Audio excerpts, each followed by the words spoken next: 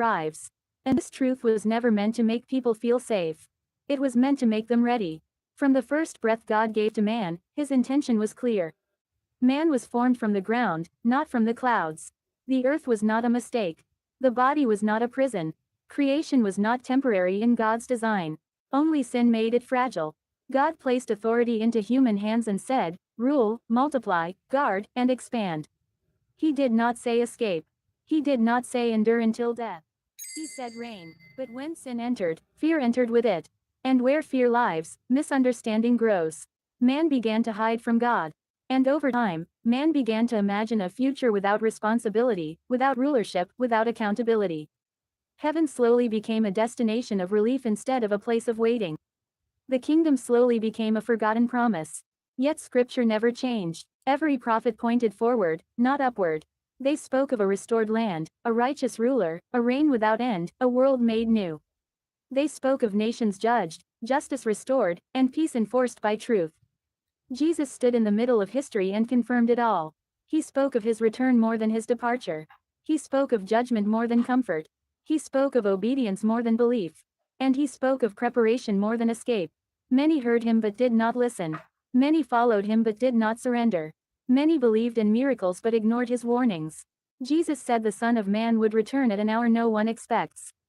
He compared his return to a thief, not because he steals, but because he arrives suddenly and exposes what was hidden. This should terrify careless faith.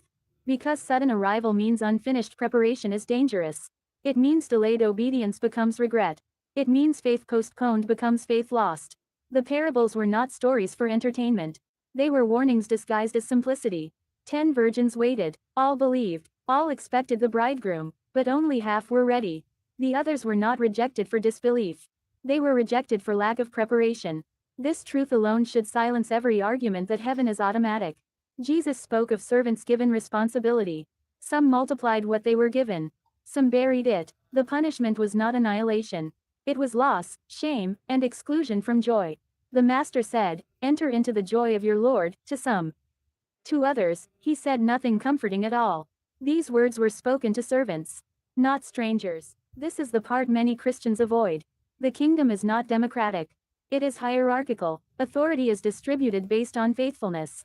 Not everyone rules. Not everyone reigns. Heaven is equal rest. The kingdom is unequal reward.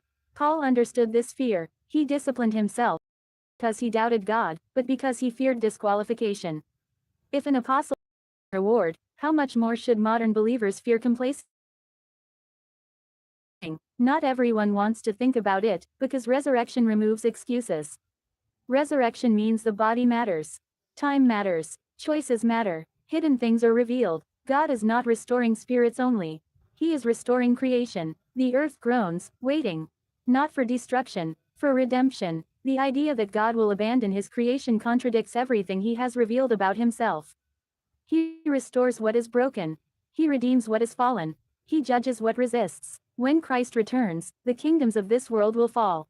Authority will shift. Power will be reassigned. Those who lived for comfort will be exposed. Those who endured faithfully will be honored. This is why fear is healthy.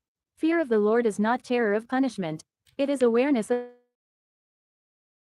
holiness. It is God is not casual. Grace is free. Inheritance is earned. Salvation is a gift. Reign is ability. Many believers confuse these two, and that confusion will cost them deeply. Jesus said many will be least in the kingdom. Least does not mean absent. It means present with loss. Imagine seeing the king face to face, knowing you could have done more. Imagine realizing time was wasted. Imagine regret with eternity ahead. This is not preached because it is heavy. But heavy truth produces strong faith. Heaven does not erase accountability. It pauses it. Judgment waits. The books will be opened. Lives will be reviewed. Motives exposed. Faith tested. Some works will shine like gold. Some will vanish like smoke. The kingdom is coming whether people believe it or not. Belief does not create truth. Truth demands response. The greatest tragedy will not be unbelievers surprised by judgment. It will be believers surprised by loss. This message is not meant to condemn. It is meant to prepare. God warns before he acts. He speaks before he moves. He calls before he closes the door. Heaven is not the final home. It is the waiting place. The final home is a restored world under a righteous king. And only those shaped by obedience will rule within it. Time is shorter than people think. Delay is mercy, not permission. If this message unsettles you, do not silence it. Let it work, let it correct, let it awaken, because the King is coming. The kingdom is near, and eternity will remember what you did with the truth. He who has ears to hear, let him hear. Heaven is not your final home, and most people never stop to question that statement. They hear it and feel uncomfortable, because it shakes something they have relied on. Comfort fades when truth arrives. And this truth was never meant to make people feel safe. It was meant to make them ready. From the God gave to man, his intention was clear.